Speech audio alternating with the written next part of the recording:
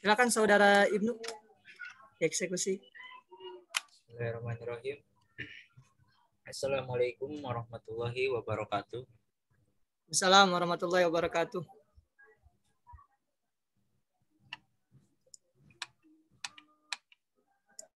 Alhamdulillah, alhamdulillah wassalatu wassalamu ala asyrofil anbiya wal mursalin sayyidina Muhammadin wa ala alihi wa sahbihi ajmain. Amma ba'du.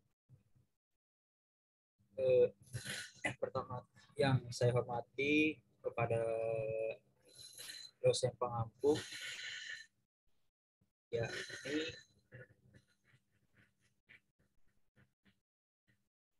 Pak Irshad Syafirozi MPDI selaku dosen pengampu. Dan yang saya hormati kepada rekan-rekan seperjuangan. Yang pertama, kita lanjutkan ke pembahasan kita yang berjudul Filsafat Ismail Roji Al-Faruqi.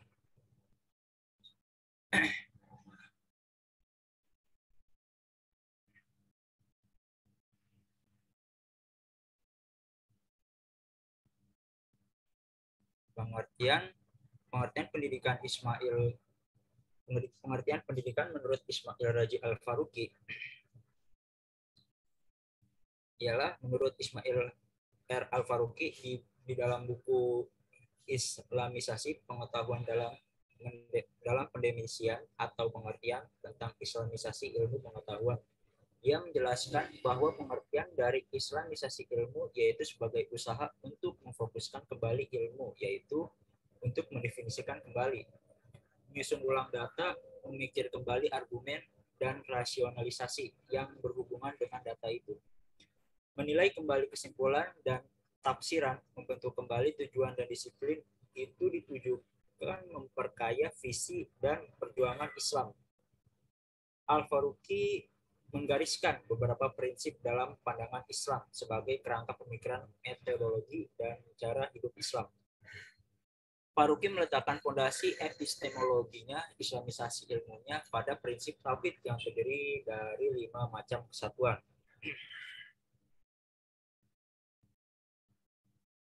Adapun prinsip-prinsip tersebut ialah yang pertama, keesaan Allah, yaitu bahwa tidak ada Tuhan selain Allah yang menciptakan dan memelihara semesta. Yang kedua, kesatuan alam semesta, yaitu bahwa semesta itu baik yang material, biologis, sosial adalah kesatuan yang integral, masing-masing saling terkait dan saling menyempurnakan dalam ketentuan hukum alam, yang disebut sunatullah. Yang ketiga, kesatuan kebenaran dan kesatuan pengetahuan. Menurut Al-Faruqi, kebenaran wahyu dan kebenaran akal itu tidak bertentangan tetapi saling berhubungan dan keduanya saling melengkapi.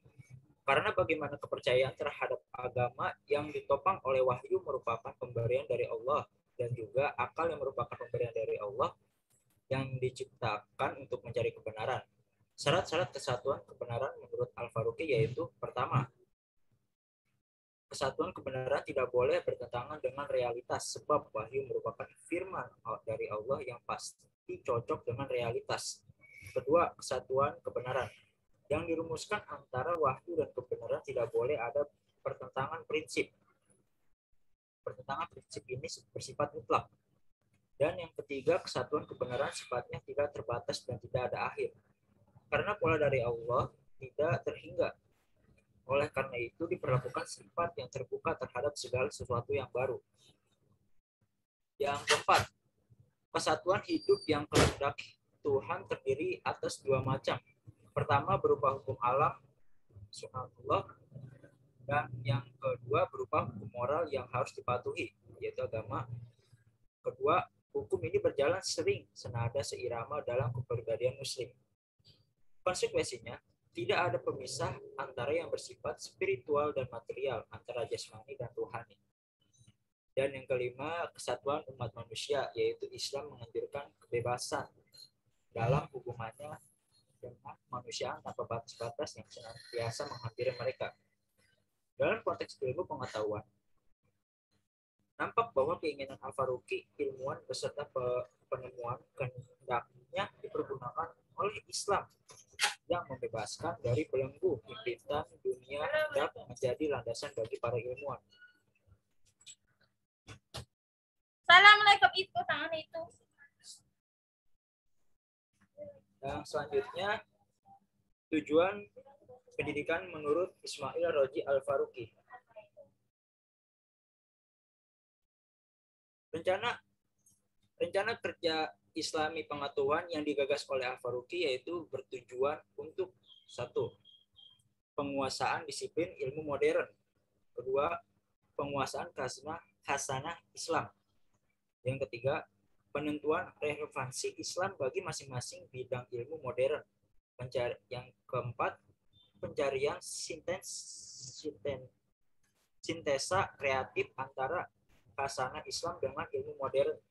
Dan yang kelima, pengarahan aliran pemikiran Islam ke jalan-jalan yang mencapai pemenuhan pola rencana Allah Subhanahu wa taala. Untuk mencapai tujuan ini, ia mendirikan himpunan sosial Muslim, The Association of Muslim, Social Scientists. Al-Faruqi berperan penting dalam pembentukan lembaga internasional, The International Institute of Islam Thought, yang disebut IIIT. Kedua lembaga tersebut secara bersama-sama menerbitkan jurnal American Journal of Islamic Social Sciences. Selanjutnya,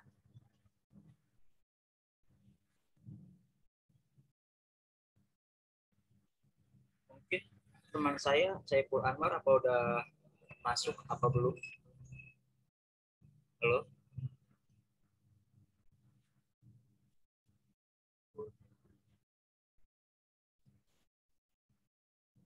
Belum ada ya? Dilanjut aja.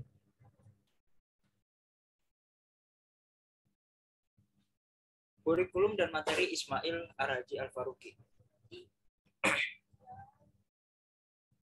Dari kurikulum menurut Islam Ar-Raji Al-Faruqi itu ada dua macam kurikulum, yaitu kurikulum tingkat junior dan kurikulum tingkat senior. Yang pertama ialah kurikulum tingkat junior. Kurikulum tingkat junior tahun pertama ialah tentang bahasa. Jadi seorang kandidat harus mengambil kursus setiap hari dalam tata bahasa. Terusnya sejarah pemikiran. Meliputi pemikiran pra-Islam di Timur Dekat, mengkaji pengembangan latar belakang politik Muslim. Timbul dalam hubungan dengan dunia luar. Di tahun kedua, doktrin Islam. Bacaan yang disediakan berupa teks-teks berbahasa Arab berkaitan dengan materi wahyu dan kenabian manusia, masyarakat, ummah, dan tujuannya Islam. Dan yang selanjutnya Al-Quran. Perkuliahan yang diselenggarakan harus mampu menyajikan pembacaan kritis terhadap Al-Quran untuk mencapai sistematisasi topik pokok-pokok pikiran dalam Al-Quran. Selanjutnya filsafat, mencakup filsafat Islam dari periode Mu'tazilah sampai Muhammad Iqbal.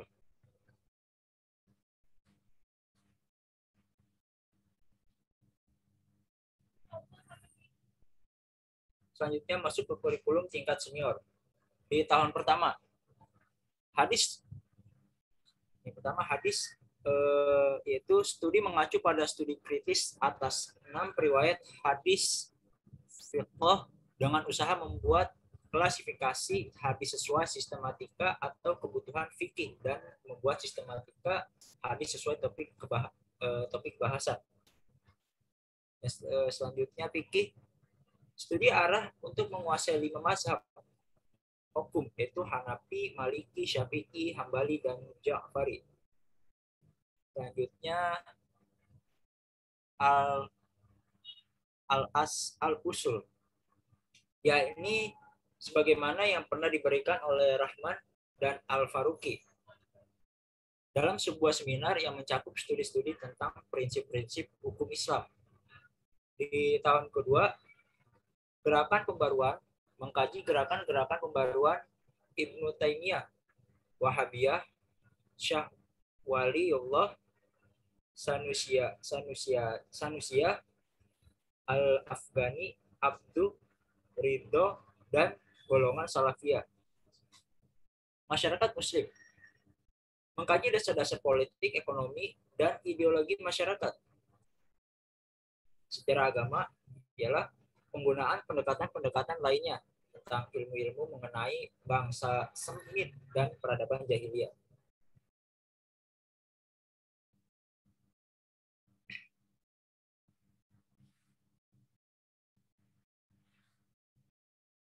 Di selanjutnya adalah metode pendidikan menurut Ismail Al-Faruqi.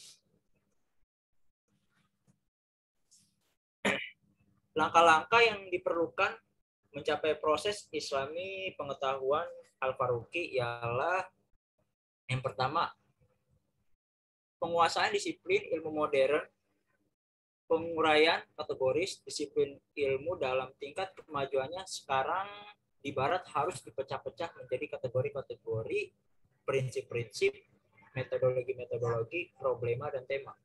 Yang kedua, survei disiplin ilmu. Semua disiplin ilmu harus disurvei dan harus ditulis dalam bentuk bagan mengenai asal-usul dan perkembangannya, beserta pertumbuhan metodologisnya, perluasan cakrawala wawasannya, dan tak lupa membangun pemikiran yang diberikan oleh para tokoh utamanya. Yang ketiga, penguasaan khasanah Islam, sebuah antologi-antologi mengenai warisan pemikir Muslim yang berkaitan dengan disiplin ilmu. Yang keempat, penguasaan khasanah Islam tahapan analisa. Antologi yang telah disiapkan khasanah pemikir Islam harus beranalisa dan perspektif masalah-masalah masa kini. Yang kelima, penentuan relevansi Islam yang khas terhadap disiplin-disiplin ilmu. Relevansi dapat ditetapkan dengan mengajukan 3 persoalan. Pertama, apa yang telah disumbangkan oleh Islam? Kedua, berapa besar sumbangan itu jika dibandingkan dengan hasil-hasil yang telah diperoleh oleh disiplin modern tersebut. Ketiga, apabila ada bila-bila masalah yang sedikit diperhatikan atau sama sekali tidak diperhatikan khasanah Islam. Nah, di sini saya hanya menjelaskan 5, sebagian ada di makalah. Untuk selanjutnya bisa dibaca oleh teman-teman ya. Nah, sampai sini, terima kasih buat kalian yang sudah menyimak. Isinya apakah ada yang mau ditanya atau ada yang mau ditanya? Dilanjut dulu ke pemakalah selanjutnya, pemakalah 12. Nah, sambilan nanti teman-teman barangkali ada pertanyaan dari kelompok 11 yang saudara Ibnu sampaikan bisa diketik dahulu. Bisa lewat chat room. Silakan saudari Nur Aini dan tim dikondisikan. Minta tolong share screen ya.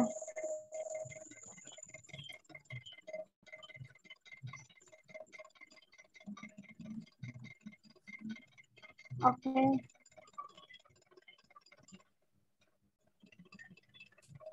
Bismillahirrahmanirrahim.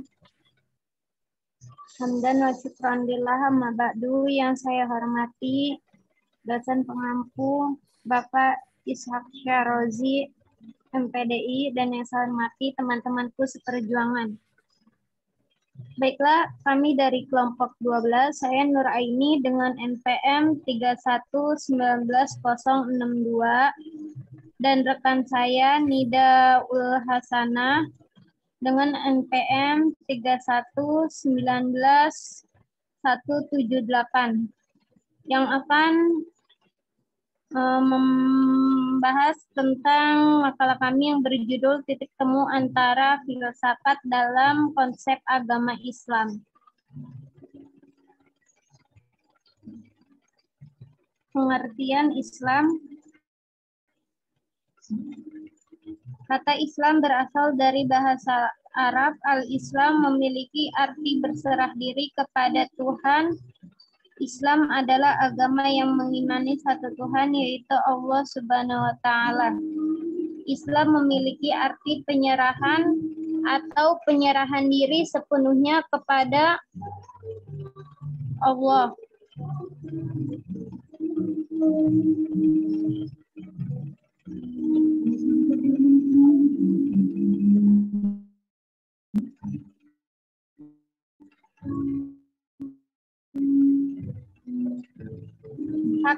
sumber ajaran Islam. Next ya. Hakikat sumber ajaran Islam. Sumber ajaran Islam ada dua macam, yaitu sumber ajaran yang bersifat primer dan sumber ajaran yang bersifat sekunder. Sumber ajaran Islam primer yaitu yang pertama ada Al-Quran. Al-Quran berarti bacaan merujuk pada sifat Al-Quran yang difirmankannya dalam Quran surah Al-Qiyamah ayat 17 sampai 18 yang artinya sesungguhnya kami yang akan mengumpulkannya di dadamu dan membacakannya apabila kami telah selesai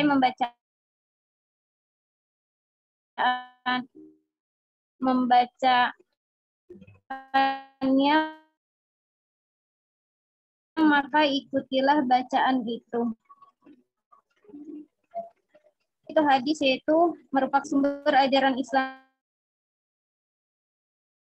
kedua setelah Al-Quran. Menurut ulama, pengertian hadis adalah sesuatu yang disandarkan kepada Nabi Muhammad SAW. Takrir Nabi Muhammad SAW, perbuatan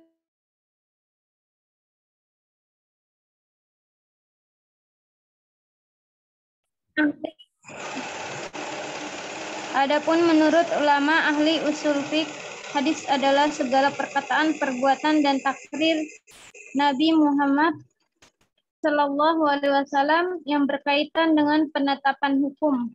Secara etimologi, hadis adalah jalan atau cara yang merupakan kebiasaan yang baik. Sunnah adalah segala yang disandarkan kepada Nabi Muhammad SAW, baik perkataan, perbuatan, maupun takrir. Kedudukan sunnah sebagai sumber ajaran Islam selain didasarkan kepada keterangan ayat-ayat Al-Quran dan hadis, juga didasarkan pada kesepakatan sahabat. Sumber ajaran Islam sekunder. Sumber ajaran Islam sekunder adalah ijtihad. Secara harfiah, ijtihad adalah pendapat atau pertimbangan. Arti ijtihad adalah melakukan kesungguhan dan ketekunan optimal untuk menetapkan hukum syara. Jadi ijtihad dilakukan untuk menetapkan hukum yang tidak dipenuhi dalam Al-Quran dan hadis. Okay, next.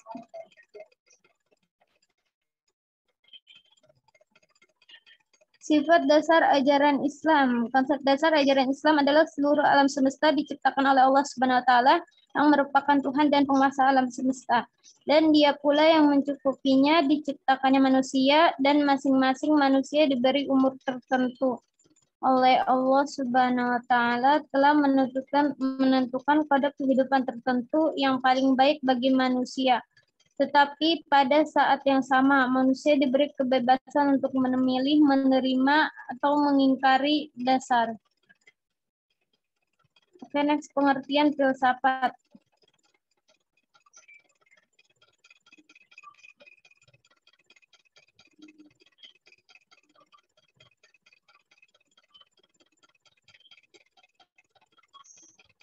Pengertian filsafat. Manusia dalam menjalani hidupnya secara sadar maupun tidak sesungguhnya tidak bisa melepaskan diri pada filsafat.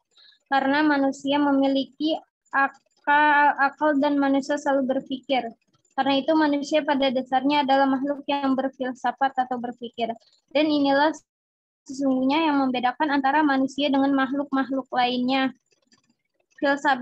Filsafat adalah berpikir dan merasa sedalam-dalamnya terhadap segala sesuatu sampai kepada inti persoalan. Ditinjau dari segi terminologis, filsafat itu mempunyai pengertian yang bermacam-macam, tetapi memiliki intisari yang relatif sama. Menurut Harun Nasution, bahwa definisi filsafat itu memang bermacam-macam, antara lain sebagai berikut, yaitu yang pertama, pengetahuan tentang hikmah, yang kedua, pengetahuan tentang prinsip atau dasar-dasar, yang ketiga, mencari kebenaran, yang keempat, membahas dasar-dasar dari apa yang dibahas, dan lain-lain. Namun demikian dapat dikatakan bahwa intisari filsafat adalah berpikir menurut tata tertib atau logika, dengan bebas, tidak terikat pada tradisi, dogma, dan sebagainya. dan dengan sedalam-dalamnya sehingga sampai ke dasar-dasar persoalan. Adapun bagian-bagian atau cabang-cabang dari filsafat itu sendiri meliputi yang pertama metafisika, yang kedua logika, yang ketiga etika, yang keempat estetika, yang kelima epistemologi. Oke, next. Islam dan filsafat. Ajaran Islam mendorong berfilsafat. Ya. Filsafat merupakan aktivitas akal manusia dalam usaha memahami secara mendalam dan radikal terhadap segala sesuatu atau kesemestaan. Agama Islam memberi penghargaan yang tinggi terhadap akal. Tidak sedikit ayat-ayat Al-Quran yang menganjurkan dan mendorong manusia supaya banyak berpikir dan menggunakan akalnya. Di dalam Al-Quran dijumpai perkataan yang berakal dari kata akal. Artinya akal sebanyak 49 kali yang semuanya dalam bentuk kata kerja aktif seperti akalu, ta'qilun, na'kil, ya'kiluha, dan ya'kilun.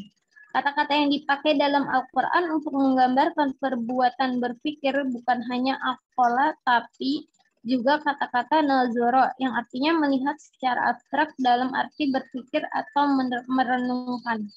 Misalnya Quran Surah At-Tariq ayat 5-7 dan sebagainya. Tadabbaro artinya merenungkan, misalnya Quran Surah As-Sad ayat 29 dan lain-lain. Tafakkaro artinya berpikir seperti Quran Surat An-Nahl ayat 68-69 dan lain-lain. Faqiha artinya mengerti atau paham. Seperti Quran Surah Al-Isra ayat 44.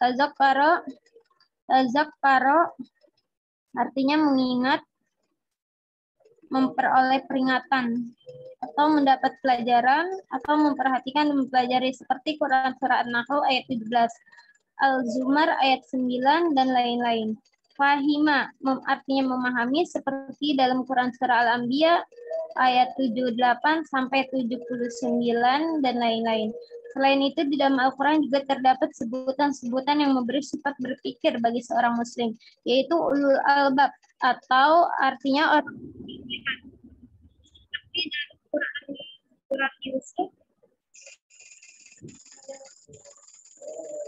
Quran Surah Yusuf ayat 111, ulul al-ilm artinya orang berilmu, seperti dalam Quran Surah Al-Imran ayat 18.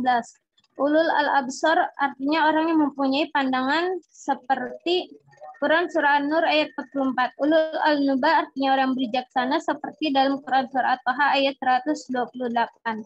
Semua bentuk-bentuk ayat-ayat tersebut mengandung anjuran, dorongan, bahkan perintah agar manusia banyak berpikir dan menggunakan akalnya. Hal ini menunjukkan bahwa agama Islam menganjurkan, mendorong, dan bahkan memerintahkan kepada pemeluknya supaya berfilsafat. Oke. Next, masuknya filsafat Yunani ke dalam Islam. Ketika membicarakan tentang Islam dan filsafat, maka tidak bisa dilepaskan keberadaan filsafat Yunani.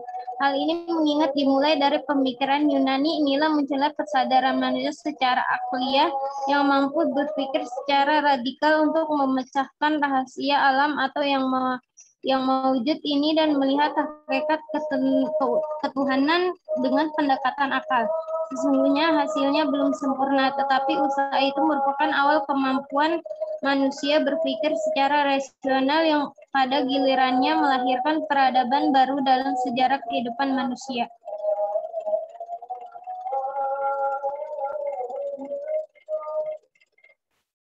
Masuknya filsafat Yunani ke dalam dunia Islam terjadi melalui beberapa hal. Di antaranya yang pertama yaitu melalui kontak secara tak sengaja. Sebenarnya masuknya filsafat Yunani ke dalam dunia Islam terjadi secara tidak sengaja. Dalam arti bahwa umat Islam tidak sengaja mencari filsafat Yunani untuk dipelajari. Masuknya filsafat Yunani ke dunia Islam terjadi secara alami, sebagai hasil interaksi antara masyarakat Islam dengan bangsa Syria Persia dengan wilayah lain yang secara tidak langsung telah membahas ilmu kedokteran kimia ke dalam Islam. Yang pertama kali dipelajari oleh umat Islam adalah ilmu kedokteran. Hal ini terjadi pada masa Khalifah Marwan bin Hakam ketika Dr. Masarqih menerjemahkan kitab Pastur Ahran bin Ayun yang berbahasa Suryani ke dalam bahasa Arab. Kitab ini disimpan di perpustakaan sampai masa pemerintahan Umar bin Abdul Aziz. Umar bin Abdul Aziz beristikharah dahulu untuk mengeluarkan kitab ini agar dimanfaatkan dan diambil faedahnya bagi umat Islam. Dalam riwayat ini ada yang mengatakan bahwa penerjemahan yang pertama kali dalam Islam dilakukan oleh Khalid bin Yazid Al-Mawi yang memerintahkan menerjemahkan kitab-kitab kimia ke dalam bahasa Arab. Kedua, masuknya filsafat Yunani melalui ketiga penerjemah. Kalau dalam uraian di atas telah dikemukakan bahwa motif masuknya filsafat Yunani ke dalam dunia Islam terjadi secara tidak langsung. Maka pada pemerintahan Bani Abbas setelah pusat pemerintahan dipindahkan dari Damaskus Syria ke Baghdad atau Irak. Ketiga, kegiatan penerjemahan dilakukan secara besar-besaran dan ditangani secara serius. Next kesimpulannya ya. Islam sebagaimana agama ya. Azan selesai dulu ya. Ya, oke. Bentar.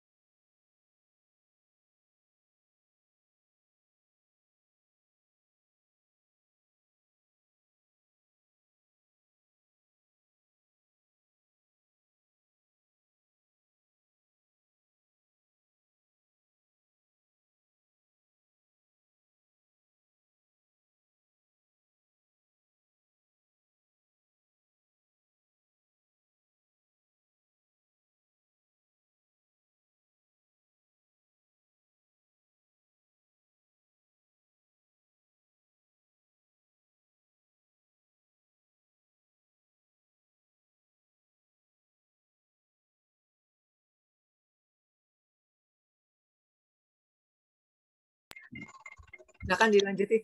Ya. Ya. Kesimpulannya, Islam sebagaimana agama yang menghargai kedudukan akal tentu saja sangat apresiasi terhadap kehadiran filsafat, karena pada dasarnya antara filsafat yang menggunakan akal sebagai cara memperoleh kebenaran memiliki titik temu dengan Islam yang sangat menghargai penggunaan akal. Masuknya filsafat Yunani ke dalam dunia Islam adalah melalui 3 kota penting yang menjadi jembatan masuknya filsafat Yunani ke dunia Islam, yaitu Iskandaria, Syria, dan Yundisapur. Adapun proses masuknya filsafat Yunani ke dalam dunia Islam dan penerjemahan buku-buku filsafat Yunani ke dalam bahasa Arab yang kemudian dibaca dan mempengaruhi pemikiran orang-orang Islam sehingga lahirlah tokoh-tokoh filosof Muslim seperti Al-Farabi, Al-Kindi, Al-Ghazali, dan lain sebagainya. Islam sebagai agama yang menghargai kedudukan akal tentu saja sangat apresiasi terhadap kehadiran filsafat, karena pada dasarnya antara filsafat yang menggunakan akal sebagai cara memperoleh kebenaran memiliki titik temu dengan Islam yang sangat menghargai penggunaan akal. Masuknya filsafat Yunani ke dalam dunia Islam adalah Adapun proses masuknya filsafat Yunani ke dalam dunia Islam di antaranya dengan cara kontak secara tidak sengaja dan penerjemahan buku-buku filsafat Yunani ke dalam bahasa Arab yang kemudian dibaca dan mempengaruhi pemikiran orang-orang Islam sehingga lahirlah tokoh-tokoh filosof Muslim seperti Al-Farabi, Al-Kindi, Al-Ghazali, dan lain sebagainya. Cukup sekian dari kelompok kami. Mungkin ada yang ingin bertanya atau menambahkan, silahkan. Terima kasih. Baik, terima kasih kepada kedua materi kita pada malam hari ini ya. Tadi ada kelompok 11 dengan bahasannya yaitu tokoh Ismail Raji Al-Faruqi. Kemudian tadi kelompok 12 dilanjut seputar titik temu antara filsafat dalam konsep agama Islam. Setelah ini silakan teman-teman yang mungkin ada pertanyaan bisa disampaikan atau mungkin diketik melalui chat Zoom. Ya, dipersilakan. Terima kasih.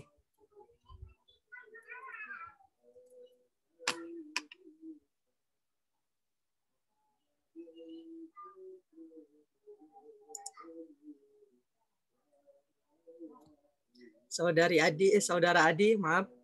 Saudari Siti Daria, ada Mbak Moni, Mbak Ayu,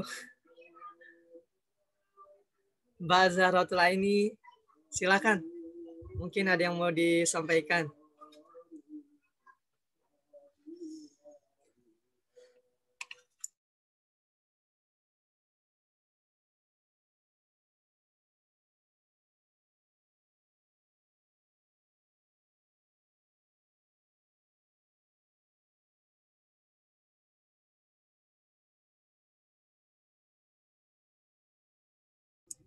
Atau mungkin teman-teman yang lain, Chandra. Ayo silakan Chandra. Sip. Baik. Tadi kelompok 10 ya. Maaf nih telat masuk. Maaf yang barusan Chandra. Apa? Halo tes. Yang barusan kelompok 12. Kayaknya 12. Ya, 12. Siap. Baik. Berkaitan dengan filsafat dengan Islam itu, kenapa sih filsafat ini kan adanya sebelum Masehi gitu. Tapi kenapa filsafat dalam Islam itu baru berkembangnya setelah zamannya para sahabat gitu? Kenapa enggak dari zaman Rasulullah gitu? Apakah hanya perbedaan istilah aja atau gimana? Bisa dipahami? Saya belum. Mungkin Ya, maksudnya paham. Gimana ya, Nur? maksudnya kenapa filsafat itu enggak berawal dari zaman Rasulullah gitu, atau zaman para sahabat, sehingga filsafat itu kan ketika diawali dengan siapa? Dalam Islam itu kalau nggak salah Imam Al-Farabi ya, kalau nggak salah. Nah, kenapa kan kalau bicara filsafat itu sendiri kan artinya adanya sebelum Masehi kan, artinya udah ada sebelum Rasulullah. Tapi kenapa dalam Islam itu sendiri filsafat itu berkembangnya baru di zaman setelah sahabat? Oke, makasih. Saya paham ya, Salman ya. Ini gimana Nuraini? Kenapa filsafat berkembang tidak pada zaman sahabat Rasulullah gitu ya? Rasulullah, ya. Tahu emang istilahnya filsafat itu emang bahasa yang baru kekinian, mungkin filsafat itu zaman Rasulullah emang udah ada, tapi cuman mungkin bahasanya bukan filsafat atau gimana, mungkin bisa dijelaskan. Oke. Ada lagi dari pertanyaan yang lain? Penanya?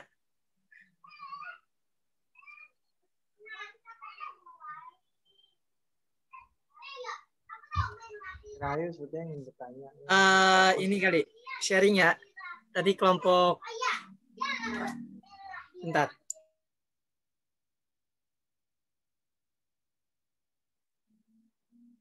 Oke. Tadi pertanyaan mungkin dari saudari Ibnu bisa disampaikan seputar latar belakang beliau. Ya, yang pertama karena beliau apakah hidup maksudnya di tahun berapa gitu ya. Tadi kan langsung ke konteks-konteks pendidikannya, manajemennya gitu. Mungkin bisa disampaikan secara garis besar. Kemudian untuk saudari Nuraini yang ingin saya tanyakan tentang kefilsafatan kan tentu itu kebebasan berpikir seseorang untuk mendalami ya. Kemudian, nah yang mau saya tanyakan, kalau memang sekiranya kebebasan mereka untuk berpikir, faktanya kan apa-apa yang di dalam Al-Quran gitu ya, hampir secara fakta gitu, secara teliti, ilmiah, pada saat ini dapat dibuktikan. Gitu. Bahkan di dalam literatur, hampir 80% itu hal-hal yang memang di dalam Al-Quran itu sudah terbuktikan gitu. Sedangkan 20% ini itu hal-hal yang kaitannya dengan akhirat atau ukhrawi. Nah, yang mau saya tanyakan kan, pasti mereka para filosof itu kan berpikir kritis ya, mendalam. Ya. Sedangkan titik temu ketika mungkin dari pandangan atau kitab-kitab lain ya, yang mereka pelajari mungkin ada keterbatasan atau maaf mungkin ada bertentangan dan lain sebagainya. Sedangkan di dalam agama, di dalam Al-Quran itu kan sudah jelas. Bahkan sampai yang ada sungai di dalam laut, faktanya memang ada.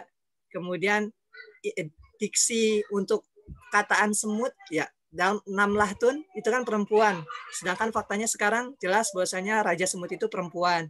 Nah itu banyak fakta-fakta ilmiah yang memang setelah didalami, ya berpikir para filosof itu mungkin bisa menjadi hidayah bagi mereka kan tentang kebenaran dari agama Islam gitu. Sedangkan yang mau saya tanyakan, nah bagaimana nih para filosof ya terutama ketika menitik temukan dengan agama Islam, apakah mereka mau legowo ya menerima Islamnya agama benar loh, setelah diteliti memang setelah diperdalam dengan kebebasan berpikir mereka ternyata memang banyak benarnya gitu. Itu apakah seperti itu atau malah sebaliknya mereka malah menentang atau dengan hal-hal yang lain seperti itu. Terutama mereka yang ateis ya, mereka yang nggak percaya akan adanya Tuhan gitu. Sedangkan kebenaran dalam Al-Quran itu sudah jelas dan hal-hal yang ilmiah juga jelas. Seperti itu mungkin bisa disampaikan. Terima kasih.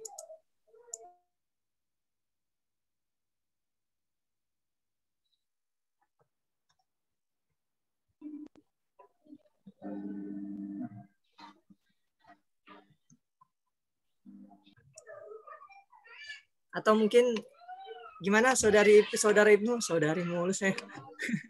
Maaf man, tadi laptopnya nge-lag man. Iya, enggak. Tapi ini kedengeran tadi, jelas. Enggak. Kedengeran pas air doang sih tadi. Pas tuh langsung mati HP laptopnya. Ituan Ibnu, tadi kan Gimana? di dalam PPT Antum langsung jelasinnya seputar manajemen pendidikan yang diajukan oleh beliau ya. Iya. Filosof Ismail ya Ar-Raji. Maaf, Ismail Raji Al-Faruqi. Nah, yang mau saya tanyakan mungkin riwayat secara garis besarnya. Tuh, beliau lahir atau hidup di masa kapan gitu. Karena saya lihat di makalah, saya belum menemukan gitu. Siap, makasih.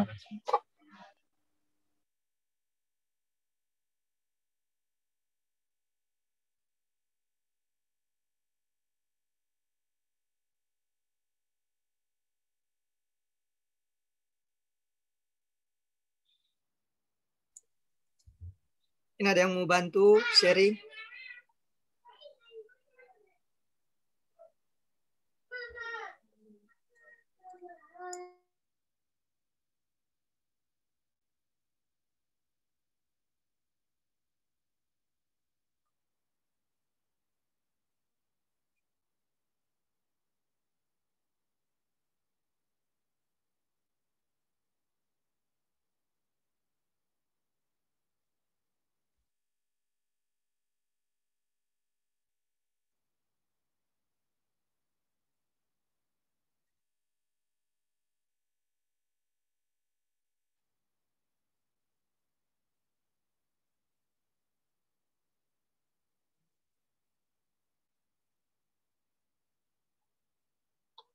Ayo teman-teman, ayo silakan. Mungkin ada yang mau sharing, curhat, nggak apa-apa. Kita dengar.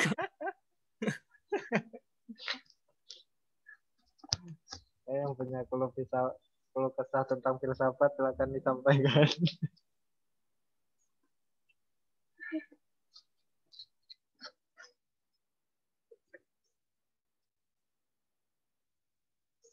Saya yang ingin berfilsafat tentang corona bukan apa-apa.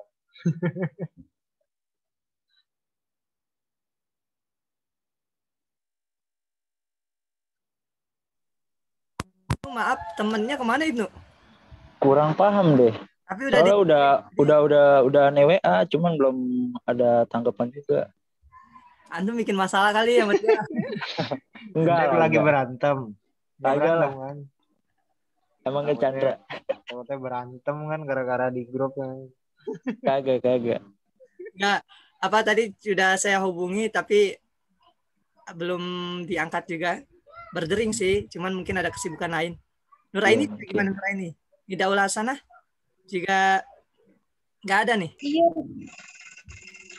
Apa nggak bisa masuk? Kayaknya sinyal. Oh, Iya. ya makasih. Mungkin saya bisa sedikit menjawab ya, yang tadi latar belakang tentang Ismail Raji Al-Faruqi ya. Ya. Di sini latar belakang Raji Al-Faruqi ialah ia lahir di Palestina pada tanggal 1 Januari 1921 pada tahun 1926 sampai 1936. Ia bersekolah di Collège des Frères yang terletak di Libanon. Kemudian pada tahun 1941 lulus dari American University of Beirut. Terus dalam karir Ismail ini, lalu ia bekerja untuk pemerintah Inggris di Palestina. Pada tahun 1945 dia dipilih sebagai gubernur Galilea. Tapi setelah Israel mencaplok Palestina, ia pindah ke Amerika Serikat. Di Amerika, ia melanjutkan pendidikan master dalam bidang filsafat di University of Indiana dan University of Harvard. Dia melanjutkan pendidikannya dengan mengambil gelar doktor filsafat di University of Indiana dan Al-Azhar di University pada tahun 1952. Dan dia kemudian mengajar di beberapa universitas di seluruh dunia, diantaranya universitas di Kanada, Pakistan, dan Amerika Serikat. Terus pada tahun 1968 dia menjadi guru besar di studi Islam di Temple University Amerika Serikat. Mungkin segitu aja yang bisa saya sampaikan. Terima kasih. Ya, makasih.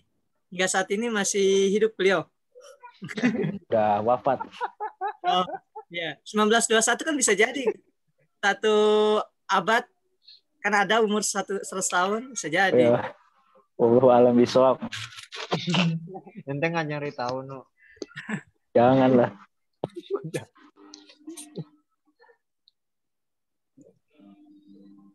Terima kasih.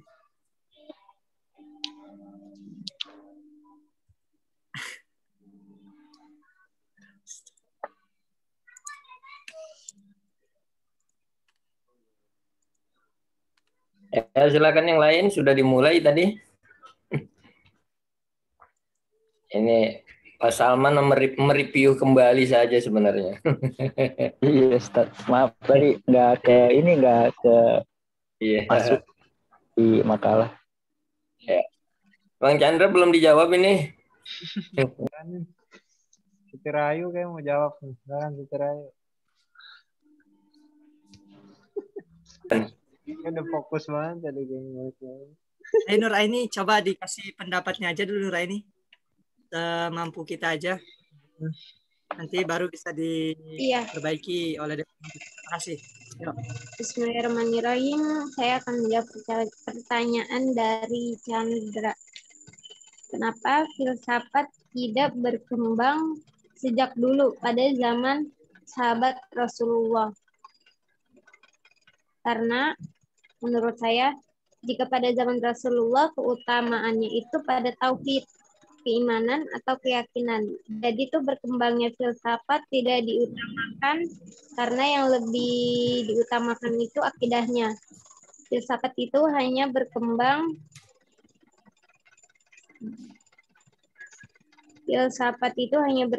berpikir, tapi hanya sekedar saja.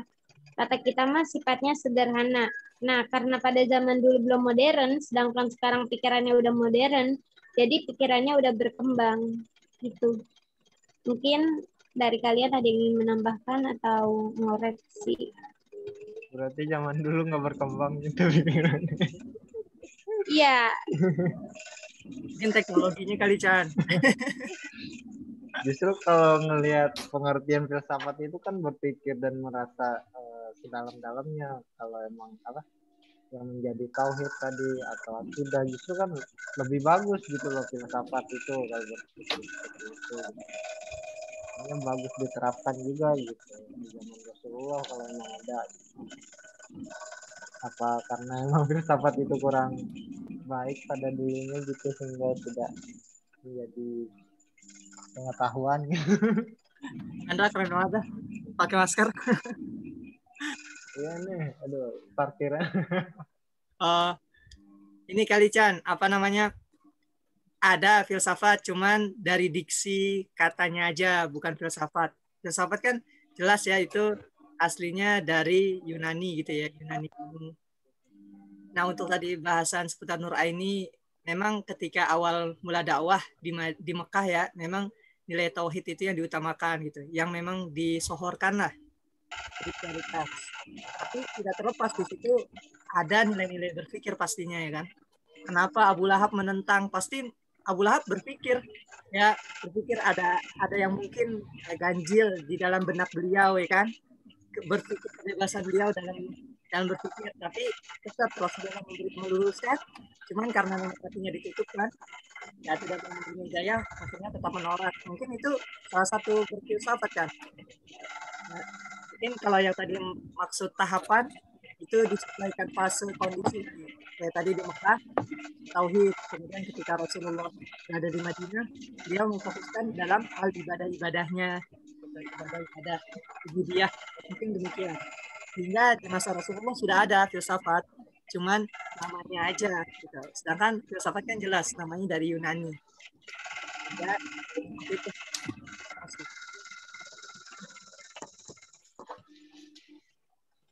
Atau dari teman-teman yang lain, Siti Rahayu nih kayaknya nih. Ayo Siti, mari disampaikan.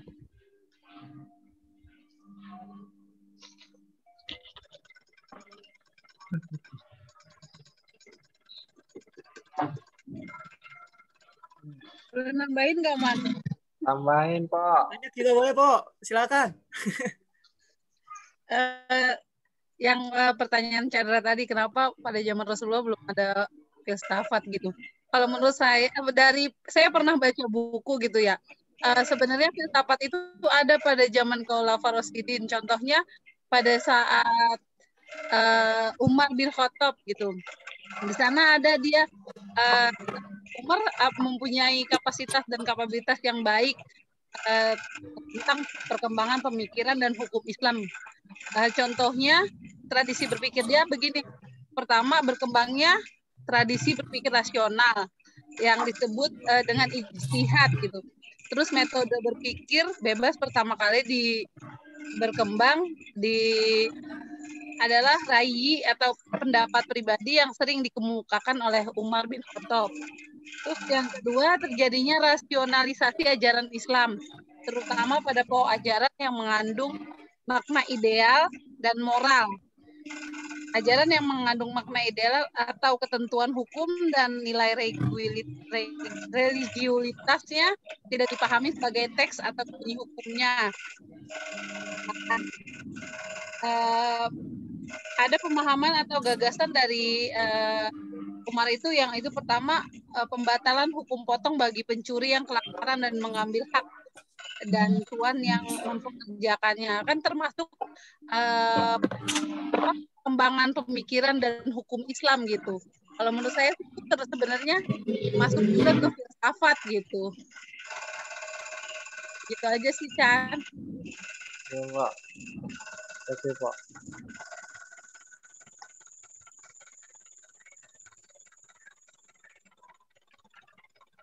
Ada Monik, silakan Monik.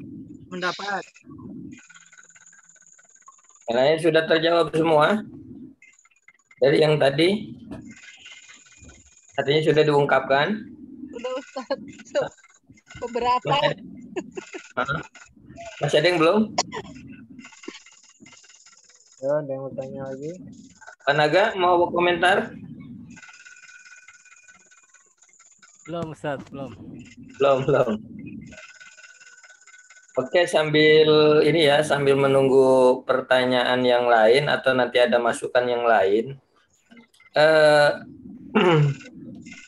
Kalau kita ingin sambungkan lah bahasanya begitu ya.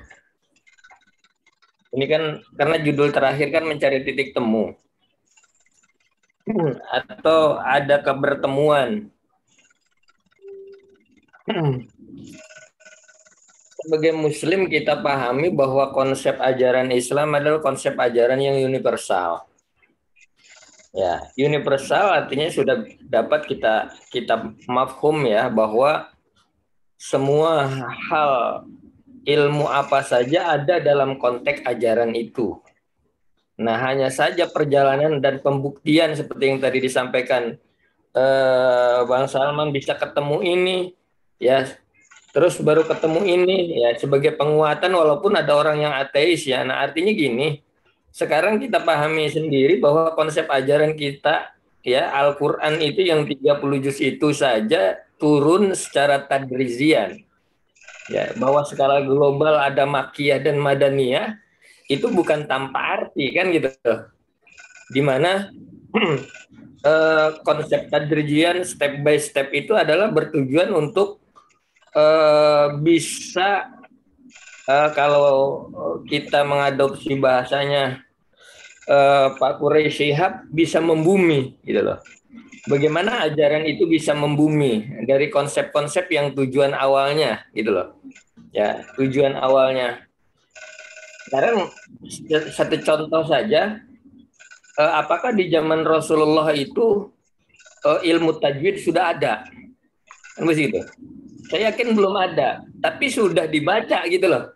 Ya, sudah ada konsep itu, tapi belum muncul yang disebut kemudian ilmu tajwid gitu loh. Nah, qiraah apakah sudah ada ilmu qiraah? Belum ada. Tapi sudah ada dilakukan secara praktisnya. Itu yang tadi kata Pak Salman itu ini nanti ditemukan kemudian gitu loh. Nah, kenapa? Sebab esensinya tadi kalau kita secara global saja bahwa ada makiyah dan madaniyah dari secara global itu sudah kelihatan mana yang kemudian menjadi boleh dibilang yang ditanamkan lebih dahulu sebagai penanaman keyakinan gitu loh. Artinya kalau misalnya langsung kepada ilmu itu bagaimana mungkin terlalu jauh untuk berangkat. Nah, sekarang didekatkan dulu. Nah, ini sebenarnya sudah sampai kalau bahasnya pendekatan ketika Aristoteles, Plato, Socrates itu mencari tentang hakikat yang wujud, nah gitu loh. Nah, kita ini sudah didekatkan, gitu loh.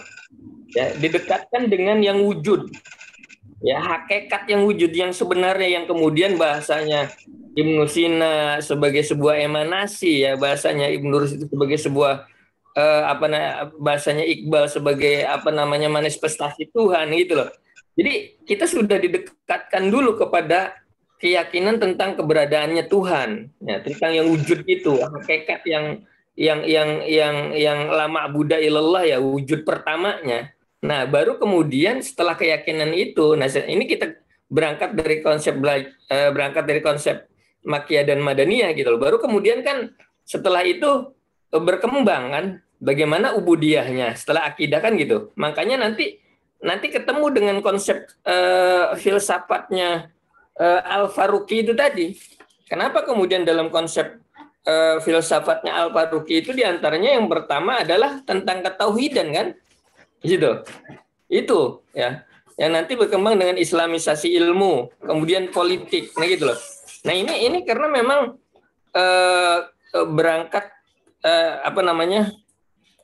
kepada filsafatnya Al-Faruqi itu kenapa berangkatnya dari ketauhidan? Karena segala sesuatu tentang budaya dan kehidupan manusia itu ya dari situ gitu loh. Ya, dari tauhid itu sendiri keberkembangannya gitu loh. Nanti lebih lanjut kita itu. Nah, hanya saja ya tadi keberadaannya itu memang belum dimunculkan atau belum ketemu secara spesifik seperti halnya tadi contoh konkretnya ya ilmu tajwid tadi yang saya katakan ya, bukan berarti nggak ada tapi sudah ada dalam praktisnya, bacaannya dan sebagainya sudah ada tapi belum ditemukan itu atau belum wujud sebagai suatu cabang ilmu. Nah, ada sebuah literatur yang menyebutkan bahwa kalau di dalam Al-Qur'an ya, hadis ya yang digunakan sebenarnya padanan daripada kata, bukan padanan ya. Ya memang disebutkan dalam literatur tersebut sebutnya padanan itu kaitannya tentang filsafat itu dengan hikmah. Gitu loh. Dengan hikmah. Nah, ya. Istilah makna hikmah atau juga filsafat, nah itu dipadankan itu. Ya artinya ini kalau dulu ada filsafat sebenarnya ada enggak gitu loh. Nah, ya. Ini lebih kepada hikmah. Makanya kemudian dalam literatur itu disebutkan istilah yang masuk dalam bahasa Arab melalui penterjemah teks Yunani yang dilakukan, nah hikmah tadi dengan filsafat itu terjadi sekitar abad kedua atau 8 Masehi sampai dengan 9 Masehi. Ya. Apa yang disebut dengan filosofi dalam bahasa Inggris yang harus dilacak, nih saya bacakan, ya dalam peradaban Islam bukan hanya dalam berbagai mazhab filsafat Islam, melainkan juga mazhab yang memakai sebutan-sebutan lain. Nah tadi tuh, ya sebutan-sebutan lain, ya. Mungkin makanya kemudian dalam keberkembangan itu kemudian ketika filsafat itu belum wujud sebagai suatu ilmu yang tadi sebagai landasan dasar yang pertama, makna yang pertama itu sebagai cinta pada kebijakan gitu loh, mencari hakikat tentang sesuatu gitu loh, mencari hakikat tentang sesuatu. Nah, itu saya yakin di waktu awalnya juga belum sebagai mewujud sebagai suatu ilmu gitu loh, hanya suatu jalan yang kemudian pada ujungnya ya ketemulah, nah gitu loh. Apa yang disebut dengan filsafat ketika kemudian kan itu nanti identik dengan falsafah. Falsafah itu lebih pada apa yang menjadi apa pegangannya gitu loh. Ya, apa yang menjadi pegangannya, apa yang menjadi konsennya. Nah, gitu loh. Nah, itu baru kemudian mewujud. Maka kemudian dalam sebuah literatur itu disebutkan atau dianalogikan dengan hikmah. Itu walaupun mungkin ini agak berbeda ya. Kalau kita korek lagi kata hikmah itu dalam Al-Qur'an. Nah, makanya kemudian disebutkan ya dari Al-Qur'an itu kan kemudian banyak timbullah kemudian ilmu-ilmu fikih. Ini waktu zaman dulu belum ada, konteksnya baru sekedar ibadah gitu. Ilmu tauhid belum ada gitu loh. Ya, dan seterusnya. Ya, boleh dibilang ilmu-ilmu awail dah, ilmu-ilmu yang pertama dulu kemudian muncul setelah kemudian berkembangnya kepemahaman tentang ya ketauhidan, kepemahaman dalam konsep kemudian bagaimana ibadah, baru kemudian bermunculan tuh ilmu-ilmu itu.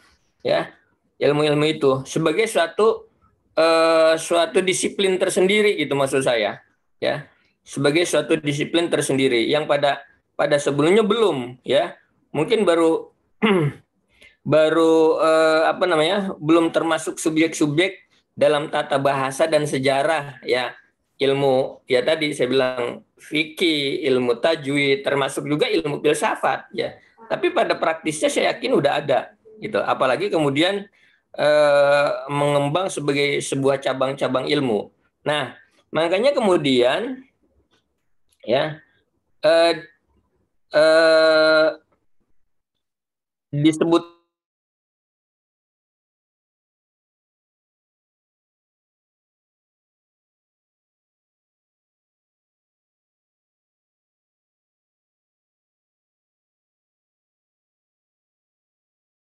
adalah kita ambillah pendapatnya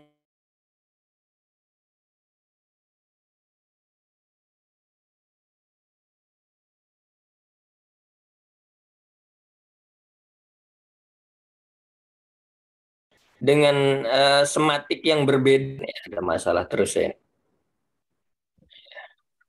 Masih kedengeran ya? Saya ada masalah terus di mikrofon ya.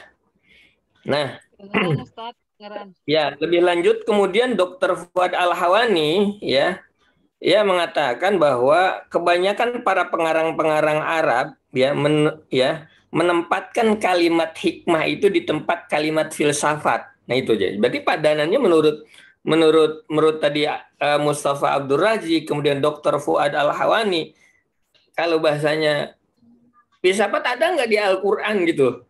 Ya, bahasanya nggak ada, secara skripnya nggak ada. Ya. Cuma secara kontennya, ya secara konten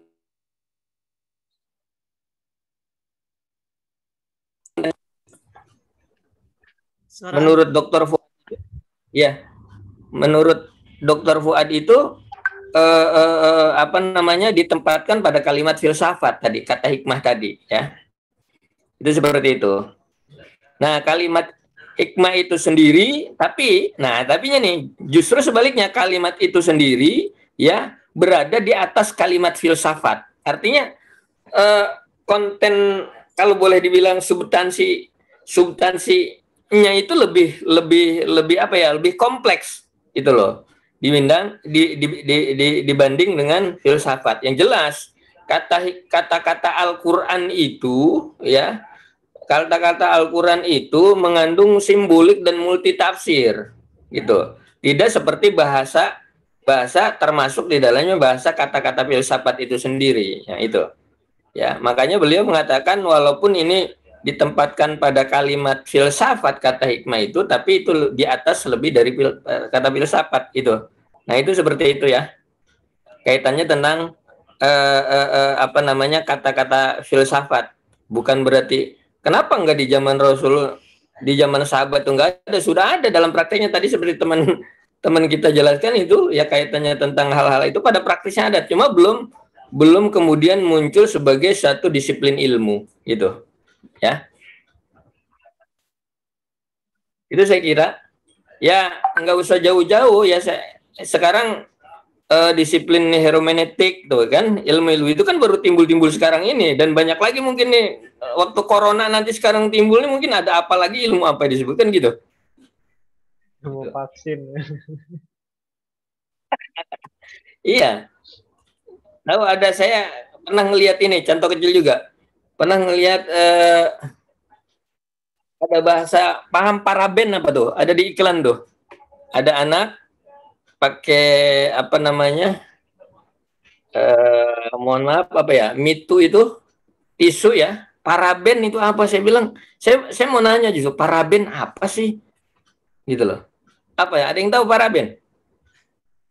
Saya bilang itu apa nih ibu, iya bahaya kan ya dok Ustaz. Berbahaya gitu ya, kesehatan berbahaya kalau nggak salah.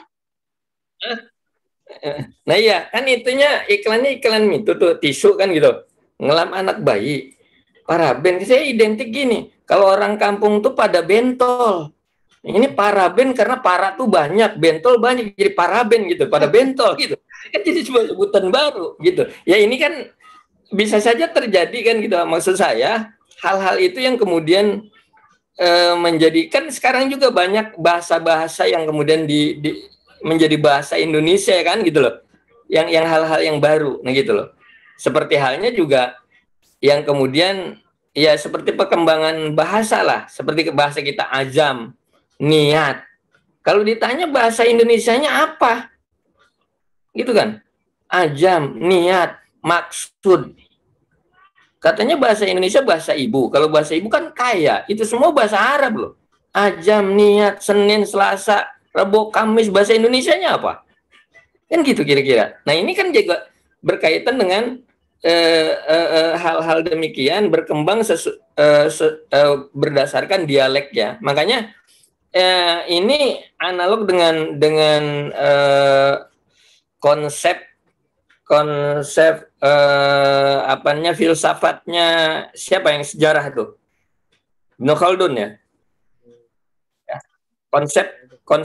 Konsep sejarahnya itu bahwa segala sesuatu itu ya selalu ada hukum kausalitas, ada hukum kemudian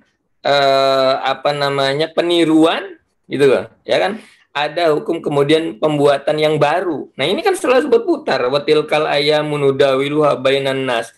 Berputar seperti itu. Ya. Timbul yang baru, timbul tenggelam gitu loh. Memang sejatinya yang baru itu lebih bagus dari yang lain, tapi bisa jadi juga yang baru ini belum tentu lebih bagus dari yang sebelumnya gitu. Ya, saya kira itu kaitannya tentang kenapa enggak dulu ya, Chandra. Saya kira itu udah kita pahami lah gitu. Keberkembangan sesuai dengan keberkembangan yang ada gitu. Ya mungkin karena urgensinya banyak, kepentingannya banyak sehingga belum muncul gitu. Nah, ketika hal sesuatu yang kemudian dianggap penting di ini kan akan muncul ya, ada vaksin, dulu nggak perlu vaksin gitu. Timbul lah ada Sinovac, ada Extra, ada sebagainya tuh gitu loh. Ada Jinos, walaupun sekarang udah ada yang nggak laku dan seterusnya nanti banyak timbul lagi lah. Itu emang yang lagi laku yang dicari. Itu. Sekarang berbayar, Sat. Ya. 800. Baik. Yang lain silakan. Teman-teman silakan. Apalagi yang belum kesinggung dari apa coba?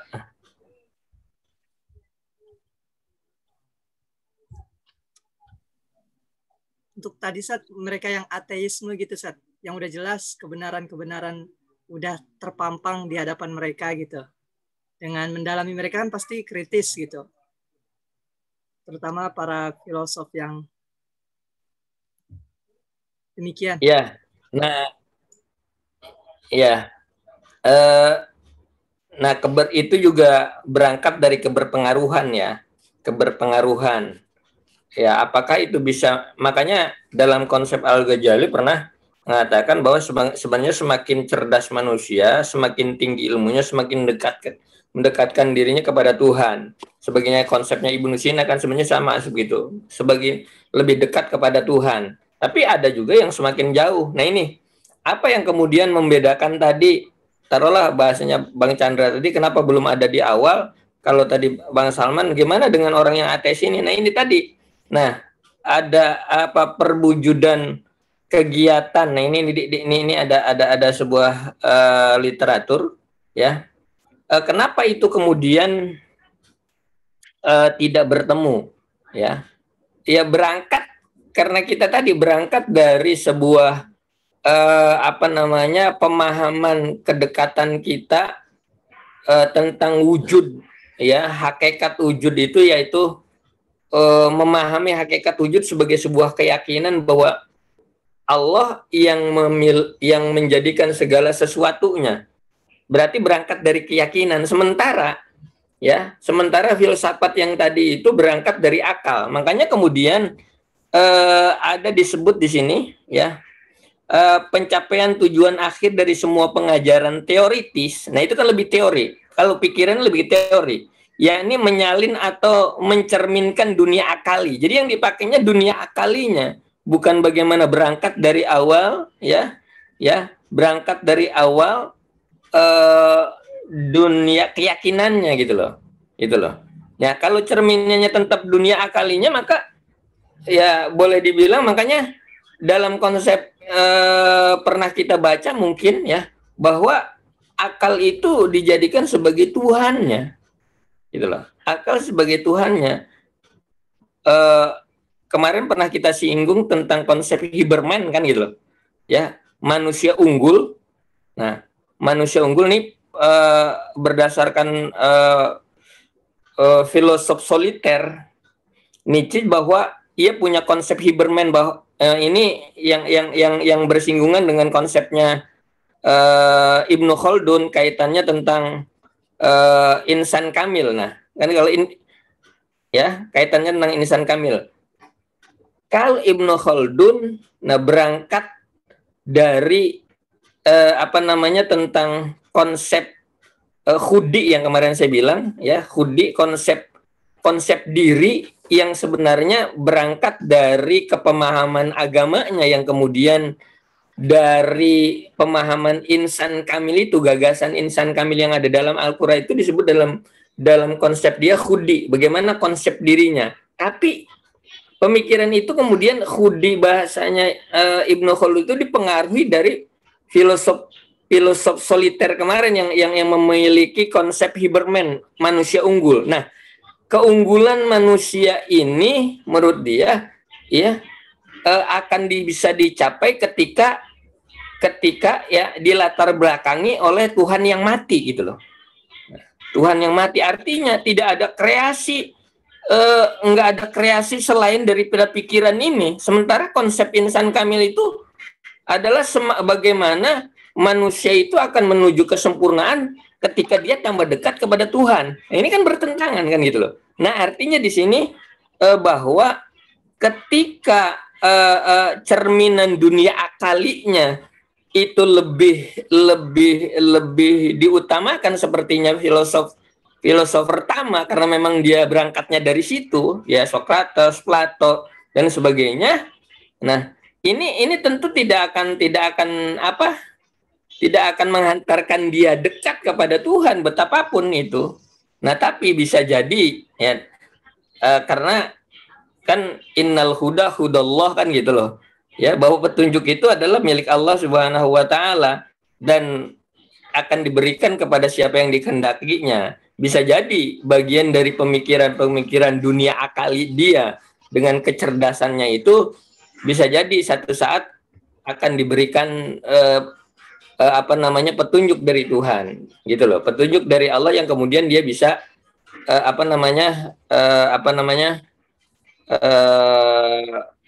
menerima petunjuk Allah Subhanahu wa taala gitu sebagai sebuah kekuasaan yang maha mutlak. Bisa jadi, tapi juga tidak menutup kemungkinan ya kalau memang sudah termasuk dalam surat Al-Baqarah khatamallahu ala qulubihim ya enggak juga gitu loh. Kita juga enggak ini ya. Makanya tadi saya disampaikan di awal bahwa sejatinya menurut Al-Ghazali semakin pintar, semakin cerdas, semakin memiliki ketinggian ilmunya, sejatinya orang itu semakin dekat kepada Allah Subhanahu wa taala gitu loh. Nah, tapi itu kan nanti beresensinya mana dulu. Kalau esensinya yang mendasarinya dia sebagai berangkat dari keyakinan wahyu jelas. Tapi berangkat dari keyakinan akal ada dua kemungkinan tadi. Kemungkinan semakin jauh terus, kemungkinan dia mendapatkan hidayah itu. Saya kira itu. Salman. Baik, Sat. Makasih banyak, Sat.